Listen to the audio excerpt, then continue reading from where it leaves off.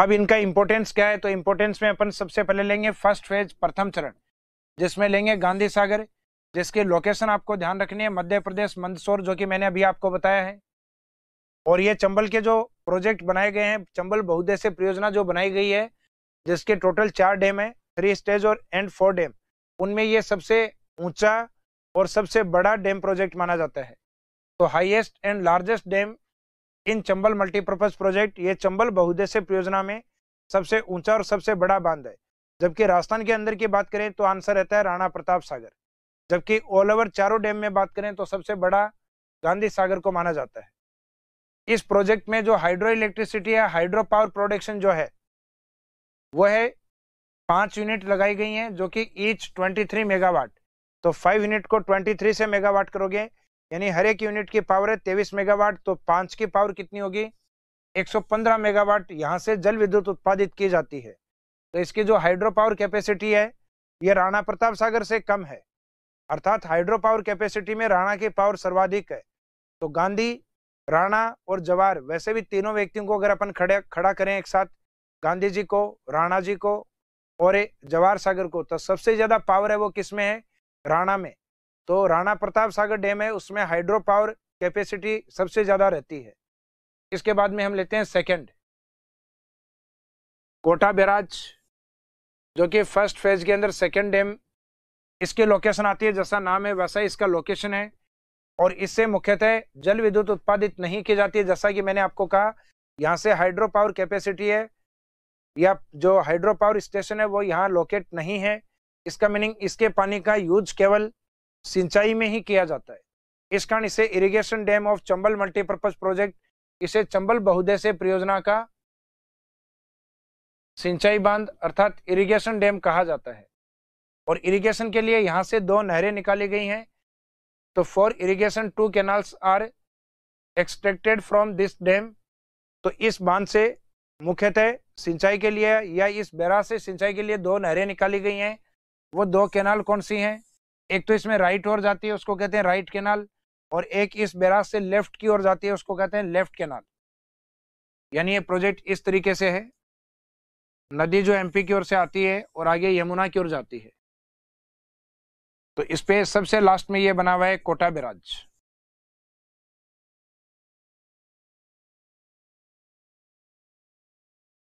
तो कोटा बैराज में एक साइड तो ये वाला पार्ट आता है राइट साइड, इसको कहते हैं राइट कैनाल, दाई नहर। एक ऊपर वाला हिस्सा आता है बूंदी की ओर, उसको नाम दिया जाता है लेफ्ट कैनाल, यानी बाई नहर। तो लेफ्ट कैनाल है वो कोटा से बूंदी, जबकि राइट कैनाल है ये कोटा से बारा, अर्थात कोटा दोनों में कॉमन रहेगा।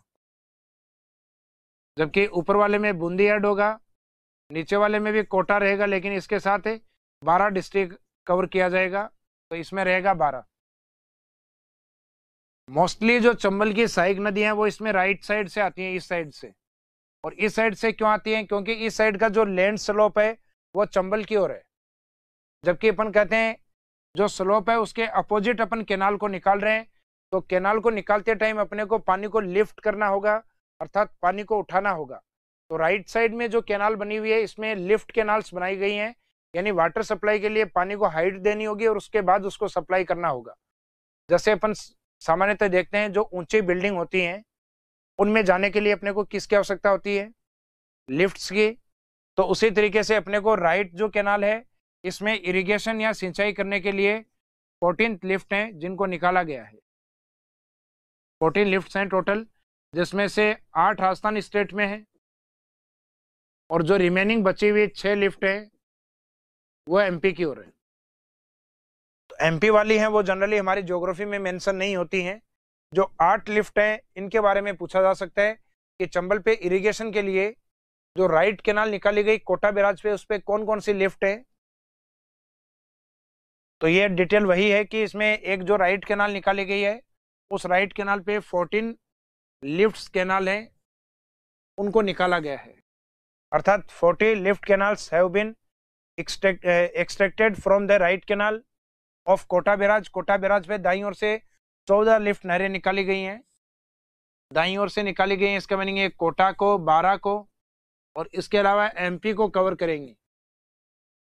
तो एमपी वाली तो अपने को नहीं देखनी, जिसमें से 8 राजस्थान में, इन विच 8 canals in Rajasthan and remaining 6 इन मध्य प्रदेश, और 6 बची हुई हैं वो मध्य प्रदेश की ओर है। तो 8 राजस्थान की ओर कौन कौन सी बनाई गई हैं? तो जैसा कि जो प्रोजेक्ट मैंने आपको बताया वो इस तरीके से है। आगे ये यूपी की ओर जाती है नदी। तो इसमें जो लास्ट वाला जो प्रोजेक्ट है यह है कोटा बैराज, जहां से एक तो लेफ्ट की ओर इस साइड में अर्थात बूंदी की ओर, कोटा बूंदी की ओर, और एक इस साइड में अर्थात कोटा के बाद में 12 को क्रॉस करते हुए एमपी की ओर।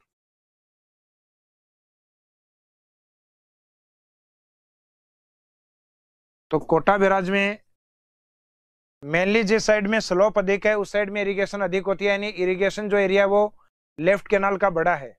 लेकिन जिस साइड में पानी को लिफ्ट करके अर्थात 14th लिफ्ट को निकाल के इरिगेशन किया जाता है, जिसमें 8 राजस्थान की और 6 एमपी की हैं, तो उसमें इरिगेशन जो एरिया होता है वो कम होता है। तो कोटा बैराज के कौन से कैनाल से इरिगेशन सर्वाधिक होता है? लेफ्ट कैनाल अर्थात कोटा बूंदी वाले पार्ट पे। अब इसमें राइट साइड में जो 8 कैनाल्स निकाली गई हैं उनके नाम क्या क्या हैं?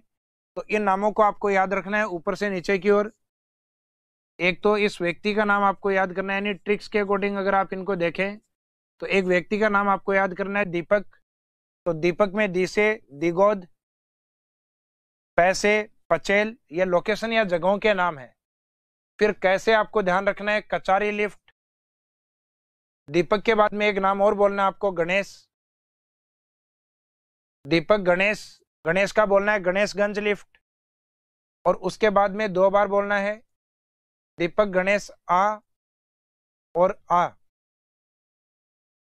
सो जा। तो दीपक और गणेश को 2 बार बुलाना है, दीपक गणेश आ सो जा। तो उसमें इनके जो लिफ्ट कैनाल्स हैं वो सारी कवर हो जाएंगी, अर्थात दिगोद, पंचेल, कचारी, गणेशगंज। आ से अपने को याद रखना है अंता लिफ्ट, जो कि 12 में लोकेशन आती है, और दूसरी का नाम भी यही है अंता, लेकिन वो छोटी है इस कारण उसको अंता माइनर लिफ्ट के नाम से जाना जाता है। तो अंता लिफ्ट स्कीम, और दूसरी है अंता माइनर लिफ्ट। जबकि लास्ट वाली जो है सो से है सोरखंड, और लास्ट से है जालीपुरा। तो फर्स्ट लोकेशन जो दिगोद है और लास्ट जो जालीपुरा है, ये 2 लोकेशन है, स्टार्टिंग और लास्ट वाली कोटा में, और बाकी बीच में ये जितने भी पार्ट बचे हुए हैं ये सारे 12 के अंदर। तो ये जो चंबल की लिफ्ट कैनाल है, जनरली एग्जाम में, या हम बात करें आरएस मेंस एग्जाम की, तो आरएस मेंस के अंदर जनरली अपने से आईजीएनपी की लिफ्ट कैनाल पूछी जाती हैं, अर्थात इंदिरा गांधी नहर परियोजना की, जो कि हम टॉपिक स्टार्ट करेंगे तब देखेंगे। लेकिन राजस्थान के अंदर जब रिवर्स में से लिफ्ट कैनाल पूछे जाएं तो चंबल की लिफ्ट कैनाल है ये पूछी जा सकती हैं, जो राजस्थान की ओर 8 हैं और बाकी रिमेनिंग 6 एमपी की ओर है। उसके बाद में आता है इसका सेकेंड फेज। सेकेंड फेज में बने हुए बांध का नाम है राणा प्रताप सागर। जैसा कि मैंने आपको बताया ये चित्तौड़गढ़ में स्थित है, और राजस्थान की ओर जो लोकेटेड डैम है उनमें लार्जेस्ट डैम इसको बोला जाता है, अर्थात राजस्थान की ओर सबसे बड़ा बांध है। चंबल का लार्जेस्ट नहीं, चंबल का लार्जेस्ट है गांधी सागर, जो कि एमपी में है। चंबल पर राजस्थान के अंदर, यानी कंडीशन है इन राजस्थान स्टेट। तो largest dam of Rajasthan state, Rajasthan का सबसे बड़ा बांध। Water supply to Rawat Bhata nuclear energy plant, इससे मुख्यतः परमाणु विद्युत गृह राउत बाठा को विद्युत आपूर्ति की जाती है। राजस्थान में न्यूक्लियर स्टेशन अभी एक ही बना हुआ है, राउत बाठा चित्तौड़गढ़ वाला, जबकि एक प्रपोजल है न्यूक्लियर स्टेशन बांसवाड़ा के अंदर, जो आपको आगे एनर्जी वाले टॉपिक में कवर करवाएंगे। और इसकी जो हाइड्रो पावर कैपेसिटी है, जल विद्युत उत्पादन क्षमता है, वो 4 यूनिट्स की है, जबकि इससे पहले वाला था उस पर 5 यूनिट थी। लेकिन वहां पे हर एक यूनिट का प्रोडक्शन कम था, अर्थात 23 मेगावाट, और यहाँ पे ईच यूनिट है 43 मेगावाट। तो इसकी जो पावर है ये ज्यादा होगी 172 मेगावाट, जबकि स्टार्टिंग वाले गांधी सागर का जो कैपेसिटी था वो था 5 यूनिट इंटू 23 मेगावाट। तो 5 यूनिट जिसमें ईच प्रोडक्शन 23 था, अर्थात टोटल 115 मेगावाट। तो जैसा कि आपको बताया था जितने भी डैम है उनमें व्यक्तियों का नाम जहां आता है वहां पे हाइड्रो पावर प्रोडक्शन किया जाता है, जिसमें सबसे ज्यादा पावर किसमें रहेगी? राणा के अंदर। इसके बाद में तीसरा फेज, जिसमें जवाहर सागर डैम आता है। इसकी लोकेशन कोटा और बूंदी की बाउंड्री पे है। इसकी जो हाइड्रो पावर कैपेसिटी है वो और भी कम हो जाती है, इसमें 3 यूनिट हो जाती है और लास्ट में 33 मेगावाट। यानी चंबल के जो प्रोजेक्ट हैं, जैसे पहला गांधी सागर, सेकंड है राणा प्रताप सागर और तीसरा है जवाहर सागर। यानी शॉर्ट में लिए गांधी, राणा और जवाहर। तो पहले वाले में 5 यूनिट काम करती हैं, सेकंड वाले में 4 यूनिट्स और लास्ट वाले में यूनिट केवल 3 ही रह जाती हैं। यानी यूनिट कम कंटिन्यू कम होती है। लेकिन स्टार्टिंग वाले में जो यूनिट्स हैं, ईच यूनिट पावर है 23 मेगावाट, 115 मेगावाट। सेकेंड वाले में है ईच यूनिट 43 मेगावाट, मीनिंग है 172 मेगावाट। और लास्ट वाले में ईच यूनिट है वो 33 मेगावाट, यानी टोटल 99। तो इनका जब टोटल आप करेंगे तो टोटल आएगा 386। ये टोटल हाइड्रो पावर प्रोडक्शन है 386 मेगावाट, जो कि राजस्थान और एमपी की ओर इक्वल डिवाइड किया जाता है। अर्थात इसको डिवाइड करेंगे तो 193 मेगावाट राजस्थान का पार्ट एंड रिमेनिंग 193 मेगावाट है ये मध्य प्रदेश का पार्ट होगा। तो total hydro electricity power capacity of Chambal multipurpose project, जो कि यहाँ पर ने टोटल किया तो लास्ट कितना आया 386 मेगावाट, जिसमें राजस्थान और एमपी दोनों का इक्वल कॉपरेशन है। तो आप तो टोटल जोड़ के देख लीजिएगा हर डैम का, और लास्ट में जो टोटल आता है उसको डिवाइड बाई 2 करके दोनों स्टेट में इक्वल इक्वल डिवाइड कर दीजिए। जबकि लास्ट वाला जो डैम है जवाहर सागर डैम, इसे चंबल का पिकअप डैम भी कहा जाता है, अर्थात pickup dam of Chambal project. इसे चंबल का पिकअप बांध भी कहा जाता है।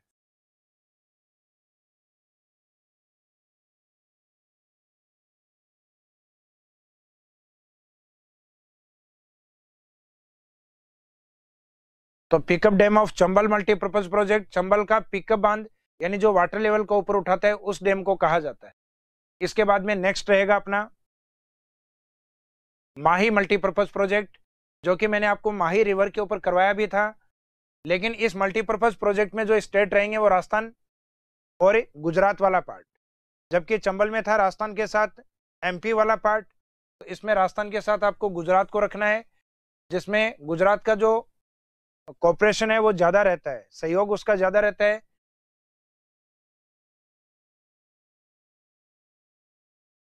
अपन इसमें कहेंगे इसका कॉपरेशन पार्ट यानी सहयोग राज्य।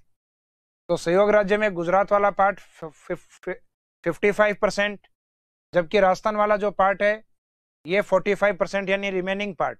अगर 2 ही स्टेट होते हैं तो आपको एक ही परसेंटेज याद करना है, बाकी रिमेनिंग पार्ट है वो राजस्थान का याद रखना है 45%। और इसके अंदर टोटल 3 डैम कंस्ट्रक्शन किया गया है। टोटल 3 डैम आर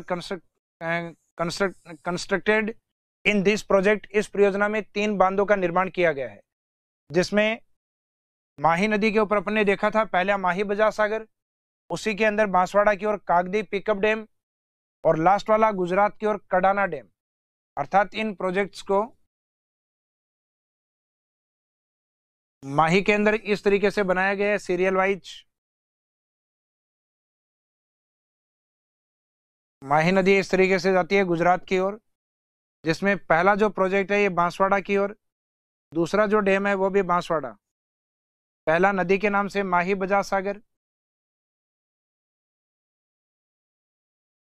जो राजस्थान में ट्राइबल एरिया में सबसे बड़ा बांध है, largest dam in tribal area, और राजस्थान का सबसे लंबा बांध भी है।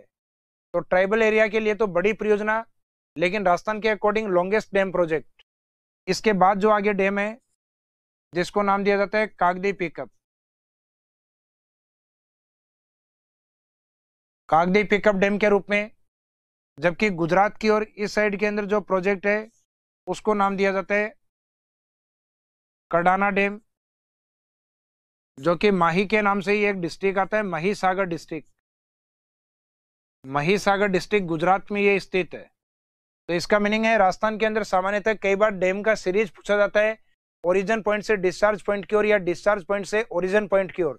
तो उसमें सामान्यतः टारगेट किया जाता है या तो माही नदी के डैम प्रोजेक्ट्स को या चंबल के डैम प्रोजेक्ट को, तो माही के इसी के नाम से रहेंगे, माही बजाज, कागदी और लास्ट गुजरात वाला कडाना डैम प्रोजेक्ट।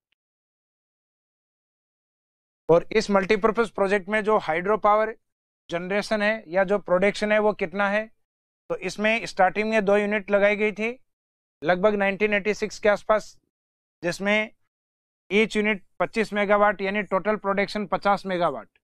जबकि सेकेंड टाइम जब 1989 में एक प्रोजेक्ट और आया था इस पे, उसमें भी 2 यूनिट्स ईच 45 अर्थात टोटल 90 मेगावाट सेकेंड फेज में, और दोनों फेज का अगर टोटल किया जाए तो 140 मेगावाट। लेकिन जो हाइड्रो पावर स्टेशन जो इस्टेब्लिश किए गए हैं उनका जो पेमेंट गुजरात ने किया है उस पेमेंट को हमने पे कर दिया है गुजरात को। तो इसका मीनिंग हाइड्रो पावर जो प्रोजेक्ट हैं वो अब वर्तमान में कंप्लीटली राजस्थान के हैं। तो यहाँ से जो उत्पादित जो एनर्जी है वो कंप्लीटली ट्राइबल एरिया को सप्लाई की जाती है।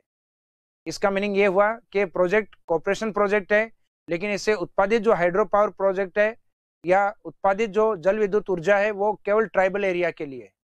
तो राजस्थान का वह मल्टीपर्पज प्रोजेक्ट जिसकी कंप्लीट एनर्जी अपने ट्राइबल एरिया में सप्लाई होती है, तो वो माही मल्टीपर्पज प्रोजेक्ट अर्थात माही बहुउद्देश्य परियोजना रहेगी। तो अभी तक अपन ने 2 प्रोजेक्ट किए हैं, एक तो राजस्थान के सदर्न वाले पार्ट की और जो गुजरात के साथ किया माही, और एक राजस्थान के सदर्न और ईस्टर्न पार्ट जो कि चंबल का प्रोजेक्ट है जिसमें राजस्थान के साथ रहेगा एमपी। इसके बाद में नेक्स्ट प्रोजेक्ट आता है भाखड़ा नांगल प्रोजेक्ट। तो भाखड़ा नांगल जो प्रोजेक्ट है ये राजस्थान के जो उत्तर में जो बहने वाली प्रमुख नदियां हैं जिसमें एक नदी आती है सतलज रिवर, तो ये सतलज का प्रोजेक्ट है। और इसमें जिन स्टेट का कोऑपरेशन है यानी कोऑपरेशन करने वाले जो स्टेट है उसमें एक तो मुख्य पंजाब, उससे अलग हुआ हिस्सा हरियाणा, और राजस्थान का कोऑपरेशन और राजस्थान का जो प्रॉफिट है वो इस रेशियो में है 15.2%।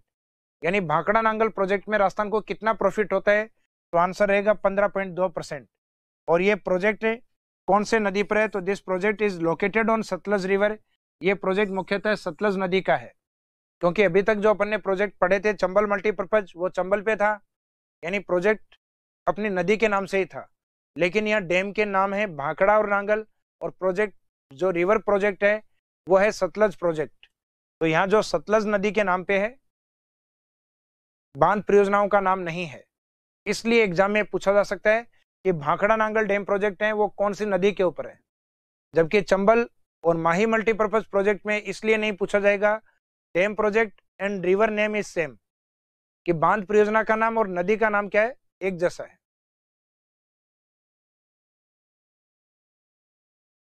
हालांकि ये मैप थोड़ा सा टिपिकल लगेगा आपको, इसमें थोड़ा जो हाईलाइट वाला जो पार्ट है सतलज रिवर जो इस साइड में तिब्बत वाले पोर्शन से निकल के और हिमाचल की बाउंड्री के ऊपर एक डैम बना हुआ है जिसका नाम है नांगल डैम।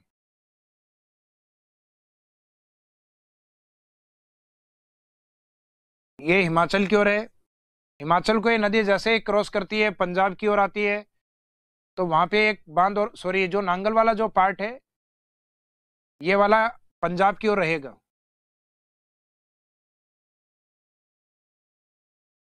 ये पंजाब की ओर है, जबकि इस नांगल से जस्ट ऊपर की ओर है ये जो हिमाचल वाली बाउंड्री के अंदर है।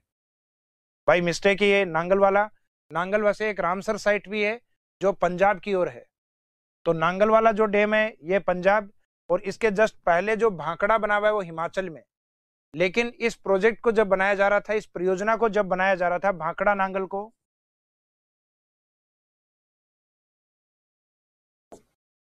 नाइनटीन 1963 में हिमाचल का कोई अलग से अस्तित्व नहीं था।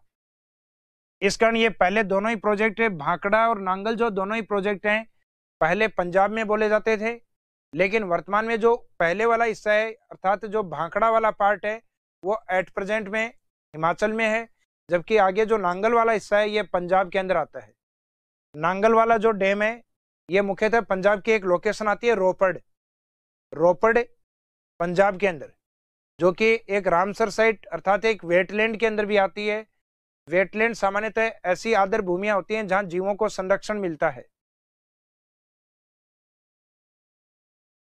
तो इस प्रोजेक्ट को अपन थोड़ा सा अलग डायग्राम बना के देखते हैं जिसमें आपके आसानी से समझ में आ पाए। जैसे राजस्थान का उत्तरी भाग लिया है अपन ने,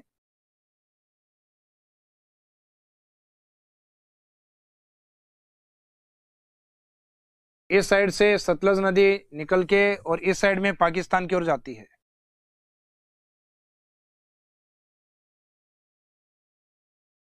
इस सतलज के बनाए गए प्रोजेक्ट जिसमें एक तो हिमाचल की ओर और एक पंजाब की ओर एंट्री करते ही बना हुआ है।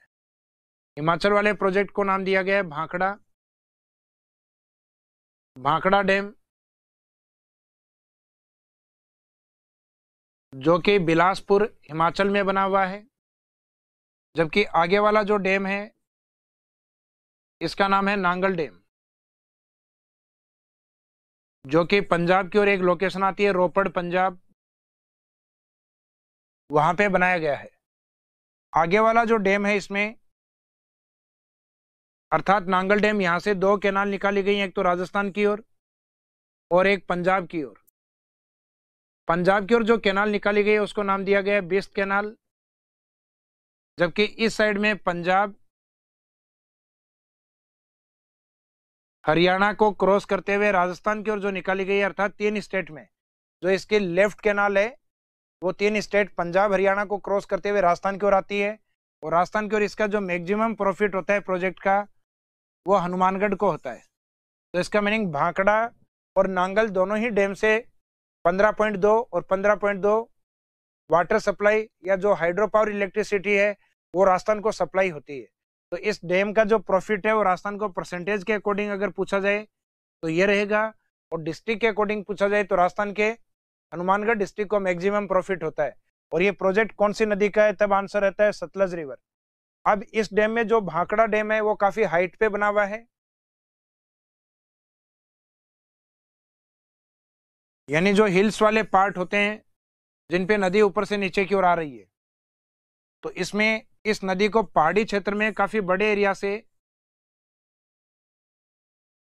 कंक्रीट को सेट करके अर्थात नीचे की ओर बढ़िया बेस बना के जिसमें वाटर प्रेशर नीचे की ओर रहता है, तो इस कारण इस तरीके के बांधों को कहा जाता है ग्रेविटी डैम या गुरुत्वीय बांध। तो जनरली जो माउंटेन स्लोप के ऊपर बने हुए होते हैं, तो इसमें अगर सिर्फ आगे वाली दीवार बनाई जाए तो डैम कभी भी टूट सकता है, लेकिन अगर उसका बेस या आरसीसी फैक्टर से इसको बनाया जाए तो अगर इसका नीचे वाला पार्ट और उसी से कनेक्ट की जाए आगे वाली दीवार, तो जब तक रिवर प्रेशर नीचे की ओर रहेगा तब तक ये पूरा ब्लॉक सेट रहेगा पहाड़ी के अंदर और आगे वाली दीवार नहीं टूटेगी। तो यहाँ प्रेशर नीचे की ओर होने के कारण इसको कहते हैं ग्रेविटी डैम अर्थात गुरुत्वीय बांध। तो कहा जाता है गुरुत्वीय बांध के रूप में ये इंडिया में सबसे ऊंचा है, जिसकी हाइट 226 मीटर अर्थात 226 मीटर मानी जाती है। जबकि गुरुत्वीय बांध जैसा शब्द यूज नहीं हो और हाईएस्ट डैम ऑफ इंडिया पूछा जाए तब आंसर रहता है टिहरी डैम, यानी भारत का सबसे ऊंचा बांध टिहरी है जिसकी हाइट अप्रोक्सीमेट 260 मीटर। लेकिन इंडिया का सबसे ऊंचा गुरुत्वीय बांध यानी ये शब्द आते हैं, आंसर रहेगा आपका भाखड़ा डैम। भाखड़ा डैम की हाइट और इसके एरिया को देखकर पंडित जवाहरलाल नेहरू जी ने इसे Miraculous great things of India अर्थात एक charismatic great things of India, Bharat की एक चमत्कारी विराट वस्तु की संज्ञा दी। और इस डैम के पीछे सतलज के पानी को नियंत्रित करने के लिए या कंट्रोल करने के लिए एक लेक बनाई गई, आर्टिफिशियल लेक। उस पीछे वाली लेक को नाम दिया गया गोविंद सागर। गोविंद सागर जो कि हिमाचल में ही बनी हुई है, वैसे तो पूरा नाम है गुरु गोविंद सागर लेक। तो इस बांध की 2-3 विशेषताएं हैं। एक तो इसे चमत्कारी विराट वस्तु पंडित जवाहरलाल नेहरू जी द्वारा कहा गया, एक भारत का सबसे ऊंचा गुरुत्वीय बांध, और एक आता है इस डैम के पीछे या इस डैम के ऊपर गुरु गोविंद सागर लेक स्थित है हिमाचल के अंदर। फिर इसका पानी आगे की ओर सप्लाई होता है पंजाब की ओर। तो पंजाब की ओर आगे वाला जो डैम बना हुआ है उसका नाम है नांगल डैम। नांगल से और 2 नहरें निकाली गई हैं। नांगल से देखें एक तो लेफ्ट की ओर पंजाब हरियाणा राजस्थान की ओर, और एक ऊपर की देखें तो उसको नाम दिया जाता है बिस्त कैनाल। तो जो लेफ्ट वाली कैनाल है उसको पीछे वाले डैम के अकॉर्डिंग नाम दिया जाता है।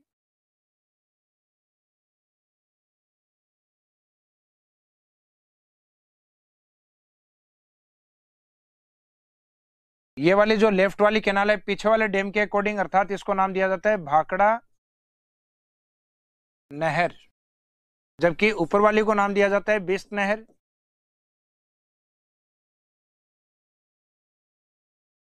बिस्त कैनाल जो कि मुख्यतः सतलज और व्यास के बीच में होती है पंजाब की ओर, तो ये ओनली पंजाब है। जबकि भाखड़ा नहर है पंजाब,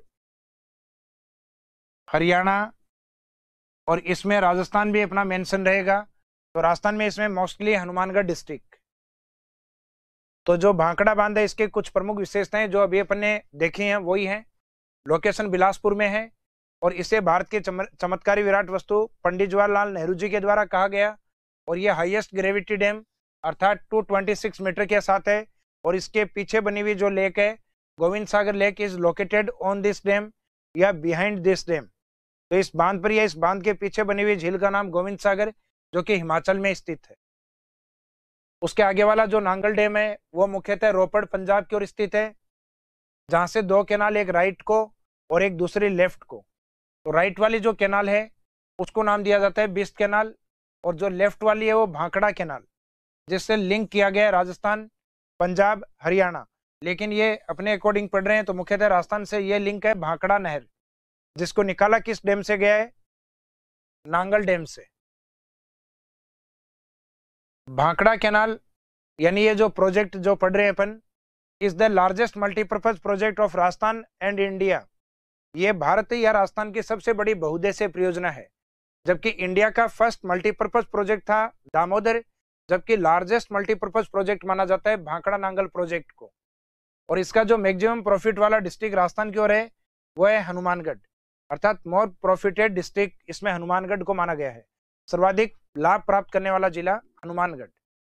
तो अपन जो मल्टीपर्पज प्रोजेक्ट स्टार्ट किए हैं रिवर वैली प्रोजेक्ट, उसमें आज की क्लास में हमने 3 कवर किए हैं, चंबल, माही यानी जो राजस्थान के साथ नीचे वाले स्टेट होते हैं एमपी और गुजरात, उसके बाद भाखड़ा नांगल जिसमें राजस्थान के ऊपर वाले स्टेट पंजाब, हरियाणा और एक खुद राजस्थान, इनको कवर किया है। बाकी बचे हुए 3 प्रोजेक्ट और बचे हैं रिवर वैली प्रोजेक्ट में, जिन्हें हम कवर करेंगे अपनी जो नेक्स्ट क्लास होगी उसके अंदर। आज की क्लास में इस टॉपिक को हम यहीं विराम देते हैं। Thank you.